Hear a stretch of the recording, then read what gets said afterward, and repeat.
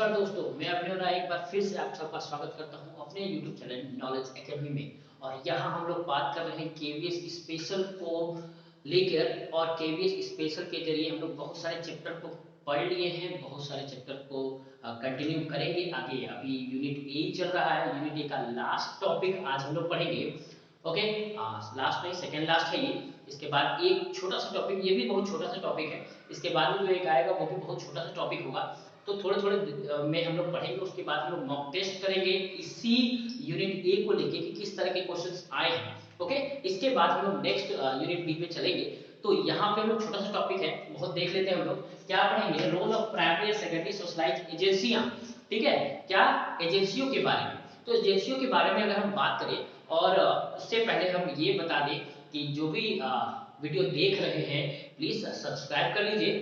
ठीक है, यानी एक अधिकार जो हम दे रहे हैं तो कुछ कर्तव्य आपके भी हैं। तो सब्सक्राइब कर लीजिए, शेयर कर लीजिए, लाइक कर लीजिए। ठीक है, तो थोड़ा सा मोटिवेशन हमें भी मिलेगा बनाने का। तो चलिए हम लोग स्टार्ट करते हैं, और अच्छा लगे तो बिल्कुल कमेंट कर सकते हैं। एक पॉजिटिव अवेयरनेस ही एक पॉजिटिव चीजों को लेके आता है। तो आप थोड़ा सा हमें भी मौका दे, थोड़ा अच्छा लगने का मौका दे। ठीक है, तो चलिए हम लोग बात करते हैं। हम तो सोशलाइज एजेंसियां, अगर हम बात करें समाजीकरण के अभिकरण की यानी एजेंसियाज ऑफ सोशलाइजेशन की, तो दो टाइप की एजेंसियां हैं जो आपको पढ़ना भी है। पहला है प्राथमिक संस्थाएं और दूसरा है द्वितीयक संस्थाएं, यानी प्राइमरी एजेंसियां और सेकेंडरी एजेंसियां। प्राइमरी में हमें पढ़ना क्या क्या है? परिवार के बारे में, पड़ोस के बारे में, क्रीड़ा समूह यानी जहां गेम खेलते हैं वहां पे, नातेदार रिश्तेदार के बारे में कि ये लोग क्या करते हैं। ठीक है, दूसरा है जो शैक्षिक संस्थाएं, आर्थिक संस्थाएं, राजनीतिक संस्थाएं, धार्मिक संस्थाएं और सांस्कृतिक संस्थाएं। एक इसमें पढ़ना क्या है? इसमें ये पढ़ना है कि ये सारी एजेंसियां बच्चों को क्या सिखाती हैं। ये आखिर एजेंसियां जो हैं ये बच्चों को क्या एक्सप्लेन करती हैं। थोड़ा बहुत जानकारी हम लोग अलग, जैसे पहले वाले चैप्टर में एडोलसेंस के लिए क्या क्या एजेंसियां थी, वो क्या क्या कर रही थी, तो वहां हम लोगों ने पढ़ा। यहाँ पे हम लोग पढ़ेंगे कि ओवरऑल ये एजेंसियां परिवार के लिए क्या क्या करती है, यानी बच्चे के ग्रोथ के लिए क्या क्या समझाती हैं, किसमें बच्चा क्या सीखता है। ये जो चीजें है ना, वो हम लोग यहाँ पे पढ़ेंगे। ओके, तो चलिए स्टार्ट करते हैं वन बाय वन एक एक एजेंसियों के बारे में, और देखते हैं कि हमने इसमें क्या क्या सीखा है। डन। तो हम लोग देखते हैं प्राथमिक संस्थाएं। ठीक है, प्राथमिक संस्थाएं, सेकेंडरी संस्थाएं। देखिए प्राथमिक संस्था में क्या क्या है। पहला है परिवार, जो सबसे इंपॉर्टेंट चीज है वो है क्या है? परिवार। नोट डाउन भी करते रहिए साथ साथ में, बहुत ही क्रिटिकल, बहुत ही छोटे छोटे क्वेश्चन आ जाते हैं आपके जो कि डिस्टर्ब कर देते हैं।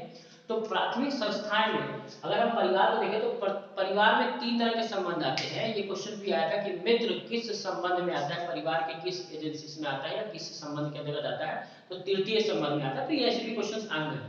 तो प्राथमिक संबंध क्या है? माता पिता, पुत्र पुत्री, भाई बहन, यानी उसके जो खास रिश्ते में होते हैं वो होते हैं प्राथमिक संबंध। यानी उसके जैसे हमारे मम्मी पापा, भाई बहन, जो चीजें हैं वो रिलेटिव्स एक ही ब्लड ग्रुप के, वो होते हैं क्या?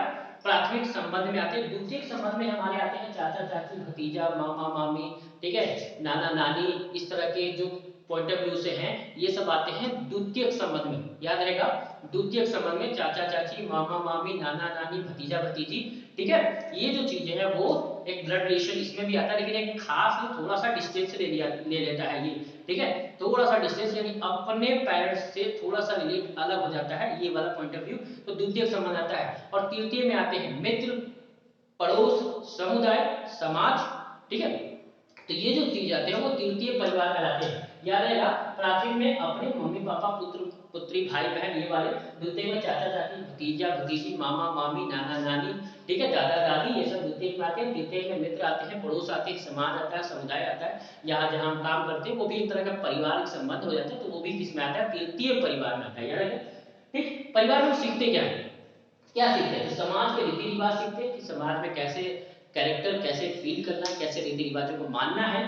ठीक है, लोकाचार सीखते हैं कि लोकाचार क्या है, कैसे लोगों के साथ व्यवहार करना है, किस तरीके से बिहेव करना है, ये हम लोकाचार सीखते हैं। प्रथाओं को सीखते हैं कि कैसे प्रथाएं हैं, बहुत सारी, हर अपने अपने फैमिली की अलग अलग प्रथाएं होती हैं।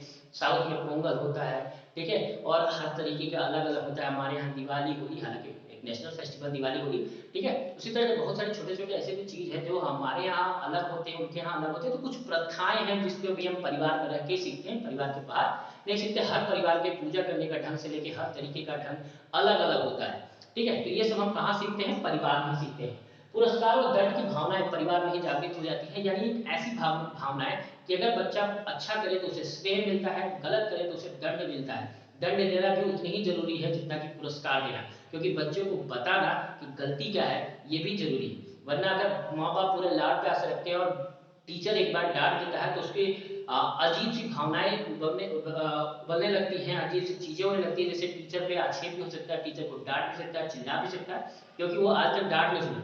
तो ये जो चीज है वो थोड़ा थोड़ा जरूरी है, पुरस्कार के साथ साथ दंड भी देना, उसको गलती का एहसास कराना, ये भी बहुत जरूरी है। ये सब परिवार में होता है। ठीक, उचित अनुचित का ज्ञान देते हैं, सही गलत का ज्ञान देते हैं, बताते हैं कि क्या सही और क्या गलत है, ये सब परिवार में देते हैं। आदर्श, प्रेम, प्यार, बलिदान, सहयोग, दया, क्षमा, परोपकार और देश प्रेम जैसी भावनाएं जो है वो हम परिवार में रहकर ही बच्चों को सिखाते हैं, ठीक है। तो ये जो पॉइंट है ये सब कहीं से भी कुछ भी पूछ देगा, बता देगा भैया ये कहाँ होता है, ठीक है, कौन सी एजेंसी में होती है, तो वो होती है प्राथमिक परिवार एजेंसी में होती है, ठीक है। परोपकार, देश प्रेम, बलिदान, सहयोग, आदर्श नागरिकता, प्रेम, ये सब चीज, ठीक है। उचित अनुचित का ज्ञान, सही गलत का ज्ञान, ये सब हम कहाँ सिखाते हैं, परिवार में। डन। दूसरा अगर हम देखें तो है पड़ोस। पड़ोस क्या करता है, तो पड़ोस के व्यवहार से बच्चों में अनुकूलन की क्षमता विकसित होती है, यानी पड़ोस का व्यवहार अगर अच्छा हो, पड़ोस वाले अगर आके बोले यार बच्चा आपका बहुत बढ़िया है, सोचो अब बालक वहां अगर सुन रहा है तो वो सुन के गदगद हो जाता है, नहीं यार हमें अच्छा व्यवहार करना है, पड़ोस वाला बड़ा बोलता है, ठीक है। अगर पड़ोसी आके बोल अरे बड़ा बेवकूफ टाइप का लड़का है यार आपका, ठीक, तो उसे बुरा भी लगेगा और शायद उसके व्यवहार से वो अनुकूलन कर ले और सीख ले, नया तरीके से सीखना कि भैया वो चीज छोड़ दो, पड़ोसी में बुराई हो रही है, लोग बुरा कर रहे हैं, ये सब चीजें। तो पड़ोस के माध्यम से हम अनुकूलन व्यवहार विकसित करते हैं, व्यवहार। प्रशंसा और निंदा से बालक अपने व्यवहार में सुधार लाते हैं, अगर कोई प्रॉब्लम होती है तो हम उसे सुधारते हैं, अगर अच्छा होता है तो हम और अच्छा करने का प्रयास करते हैं। तो पड़ोसी, समुदाय, नाते, रिश्तेदार, ये सब इसी में आते हैं, ठीक है, कि उनके प्रशंसा से हमें अच्छाइयां मिलती हैं, हम अच्छा काम करते हैं, निंदा करने से हमें बुराई होती है और हम निंदनीय काम को छोड़ देते हैं। उसके बाद क्रीड़ा समूह यानी खेल का मैदान, यानी अगर परिवार के पास बच्चा पड़ोस में आता है तो पड़ोस के बाद हम सीधा खेल के मैदान में आता है, जिसमें अपने जैसे हम उम्र मित्रों के साथ मिलना जुलना, सहयोग करना, ये सब बच्चा यही भी सीखता है। तो बच्चा क्या क्या सीखता है, पहला तो नियमों का पालन करना, ये सीक्रेट में भर भर के क्वेश्चन आया था यहाँ पे भी, बच्चा क्रीड़ा मैदान में, खेल के मैदान में क्या सीखता है, तो सबसे जरूरी चीज है नियमों को सीखता है। खेल के नियम होते हैं, उस नियमों का पालन करना सीखता है, और यही पालन करना लाइफ में, जब कुछ स्कूल के नियम होते हैं, एक्टिविटी के नियम होते हैं, या लाइफ के कुछ नियम होते हैं, उस नियमों को बच्चा यही सीखता है, क्योंकि खेल के मैदान के नियम को सीखते हैं वो अपने लाइफ में उसको ग्रहित करने लगता है और वो चीज सीखने लगता है। तो वो क्या करता है, सबसे पहले नियमों का पालन करना सीखता है, अनुशासन सीखता है, नियंत्रण सीखता है, अपने ऊपर कंट्रोलिंग, ऐसा नहीं मारपीट करके उठाओ बैठ मारना शुरू करे तो ऐसा वाला काम नहीं करता, अपने ऊपर नियंत्रण, भाई हार और जीत हो सकती है, जितना जरूरी जीतना है उससे ज्यादा जरूरी हारना है, हारने को एक्सेप्ट करना कि हाँ भैया हम हार रहे हैं, इसको एक्सेप्ट कर लेना भी बहुत बड़ी चीज होती है। वरना बहुत बच्चे ऐसे होते हैं जो हार को एक्सेप्ट नहीं करते और मारपीट कर लेते हैं, तो वो भी कहीं ना कहीं गलत है। आप भाई गिरना जरूरी है, गिर के उठना ही बाजीगर कहते हैं शाहरुख खान ने कहा था, ठीक है। तो नियंत्रण करना, ठीक है, पारस्परिक सहयोग, एक दूसरे का सहयोग, क्योंकि गेम हम अकेले नहीं खेलते, गेम में किसी ना किसी पार्टनर की जरूरत होती है और हम उससे सहयोग करना सीखते हैं, तो यही सीखते हैं। प्रतिस्पर्धा, यहाँ पे हम लोग ये चीजें सीखते हैं, बहुत ही जरूरी है, नियमों का पालन, अनुशासन, नियंत्रण, पारस्परिक सहयोग, प्रतिस्पर्धा आदि हम लोग खेल के मैदान में ही सीखते हैं, ठीक है। हार और जीत से परिस्थितियों के साथ अनुकूलन करना, यानी हारना जीतना दोनों ही बहुत इंपॉर्टेंट है, ठीक है, हारना भी उतना ही इंपॉर्टेंट है जितना कि जीतना, अभी हमने बताया कि, ठीक है, तो ये चीजें जरूरी है, ओके। तो ये थे क्या प्राथमिक एजेंसियां। अब हम लोग देखते हैं सेकेंडरी एजेंसियां, ये कौन कौन सी होती है, ओके। द्वितीय संसाधन, ठीक है, प्राथमिक संसाधन परिवार, पड़ोस, मित्र, खेल मंडली, ये सब हम लोग देख लिया था। अब हम लोग देखते हैं द्वितीय संसाधन कौन कौन से होते हैं। तो पहला है शैक्षणिक संसाधन, यानी शैक्षणिक संस्था, ठीक है, यानी एजुकेशनल एजेंसी, जो हम लोग स्कूल में जाते हैं, यानी बालक जब परिवार में रहता है, परिवार के बाद पड़ोस में जाता है, परिवार पड़ोस के बाद देश अपने दोस्त मित्रों के पास जाता है, उसके बाद वो स्कूल जाता है। स्कूल में बच्चा क्या सीखता है, तो पहली बार अध्यापक के संपर्क में आता है और यहाँ पे बच्चा बहुत सारी चीजों के बारे में जानता है, जो संज्ञान है उसके बारे में जानता है, नए नए थॉट्स, नए नए चीजों के बारे में जानना शुरू करना है। ठीक है, तो यहाँ पे बहुत इंपॉर्टेंट चीज है कि यहाँ पे मानसिक विकास बहुत तीव्रता के साथ ही होता है, यानी मानसिक विकास बहुत तेजी से बदल रहा होता है। कहाँ पे? शैक्षणिक संस्थानों में। इसके अलावा क्या क्या सीखता है? ठीक है, पाठ्य पुस्तकों द्वारा नए ज्ञान प्राप्त करता है। ठीक है, क्या करता है? नए ज्ञान प्राप्त करता है। दूसरी चीज तर्क वितर्क करना सीख जाता है, यानी चीजों को रीजनेबल तरीके से बोलना सीख जाता है, क्या सही है क्या गलत है, क्या होना चाहिए क्या नहीं होना चाहिए, ये सब पॉइंट बालक यहाँ पे सीखना शुरू करता है। साथ ही साथ घटना के कार्य कारण संबंध, यानी अगर कोई घटना है यानी क्वेश्चन है या कोई समस्या है, उसको संबंधित उसके कार्य, उसके कारण, उसके रीजंस, ये सब समझना शुरू करता है।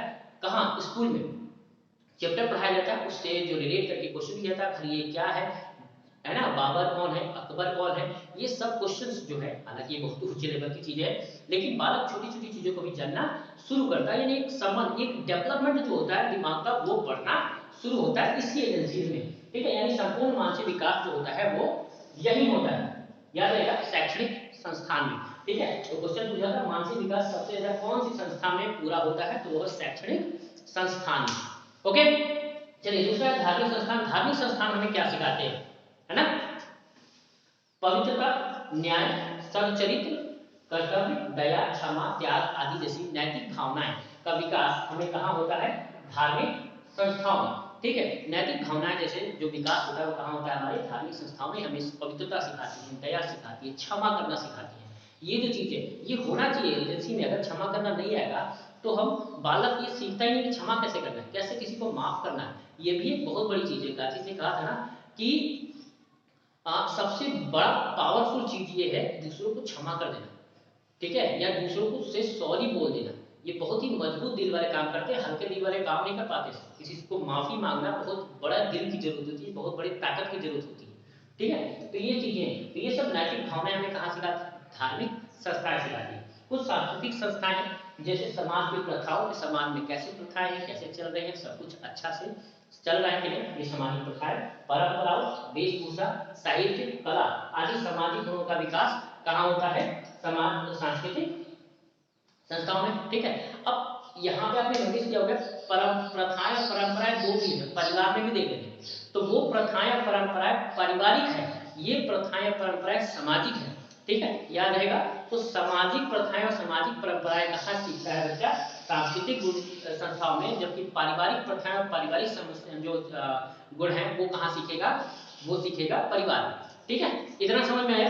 नेक्स्ट द्वितीय संस्था, आर्थिक संस्थान। ये क्या सिखाता है? जीविकोपार्जन के योग्य बनाता है आपको कि कैसे आपको आईटी निकालना है, पीएमटी निकालना है, एमटी निकालना है, नीट निकालना है, ये सब चीजें, टीचर बनना है, ये सब जीविकोपार्जन के योग्य बनाता है। ये क्या सिखाता है कि हमें कैसे व्यवहार करना है, कैसे अपने जो बिहेवियर है उसको उस जगह पे, यानी जहाँ काम करते हैं, कोई कार्यालय पे काम करते हैं या तो कोई व्यवसायिक प्रतिष्ठान है जहाँ पे आप काम करते हैं, तो वहां पे आपका व्यवहार इस तरीके से होना चाहिए।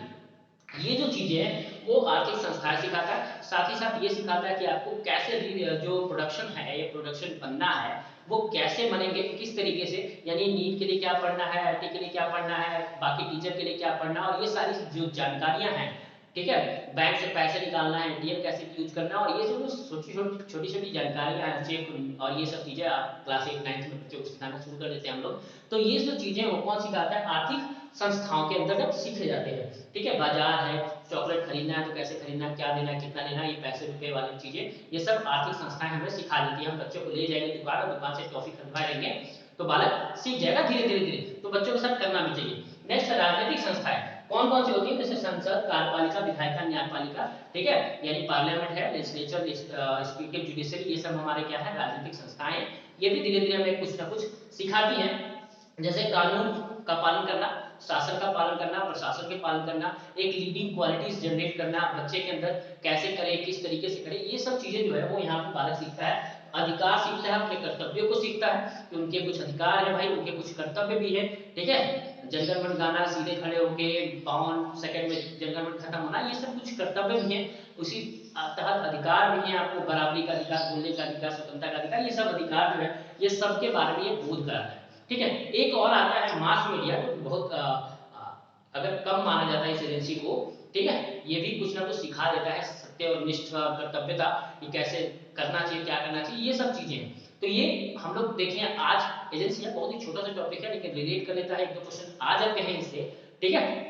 तो आज के लिए इतना ही, धन्यवाद। कैसा लगा जरूर बताइएगा, छोटा सा टॉपिक है लेकिन रिलेवेंट है आपके बुक से, ठीक है। चलिए तो जल्दी से जल्दी केवीएस से रिलेटेड है और जल्दी से जल्दी लाइक कर दीजिए क्योंकि पूरा चैप्टर पढ़ चुके हैं हम लोग, और जो भी कुछ ना समझ में आए या कोई भी ऐसी चीजें तो जरूर कमेंट करके पूछ सकते हैं, और बहुत ही मेहनत के बाद ये सब चीजें आती हैं, ठीक है। तो थोड़ा सा आपकी प्रशंसा की जरूरत है, सब्सक्राइब कर लीजिए जल्दी से, ठीक है। चलिए आज के इतना ही, धन्यवाद।